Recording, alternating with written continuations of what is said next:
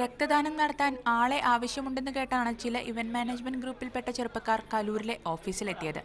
ചെന്നപ്പോഴാണ് അറിഞ്ഞത് രക്തദാനത്തിനല്ല ബക്കറ്റ് പിരിവിനാണ് ആളെ ആവശ്യമെന്ന്. തെരഞ്ഞെടുപ്പ് വരെ പാർട്ടിക്ക് വേണ്ടി ദിവസേന ബക്കറ്റ് പിരിവ് നടത്തണം.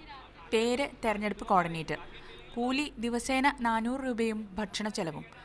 ഇതൊക്കെയാണ് നേരിട്ടെത്തിയവർക്ക് ഇന്ത്യൻ ഗാന്ധിയൻ പാർട്ടി നൽകിയ ഓഫർ. ബ്ലഡ് ഡൊണേഷൻ ക്യാമ്പിൻ്റെ എന്തോ പ്രവർത്തനമായിട്ട് വരണമെന്ന് പറഞ്ഞിട്ടാണ് ഒരു ഫ്രണ്ട് വിളിച്ചിട്ടാണ് ഞങ്ങൾ വരുന്നത്. അത് കഴിഞ്ഞിട്ട് ഇവിടെ വന്നതിനപ്പോൾ കുറേ നേരം ഞങ്ങൾ കാലത്ത് 9 മണിക്ക് എത്തിയതാണ്. 9 മണിക്ക് എത്തി കുറേ നേരം ഒരു 1 മണി 2 മണിയായിട്ടും ഞങ്ങളുടെ അടുത്തൊന്നും പറഞ്ഞില്ല. പിന്നെ ഫുഡും കിട്ടിയിട്ടില്ല. പിന്നെ ഇവിടെ വന്ന ശേഷം ഞങ്ങൾ ഈ കാര്യം അറിയണം. പിരിവിന് ഇലക്ഷന് വേണ്ടിയിട്ടാണ്.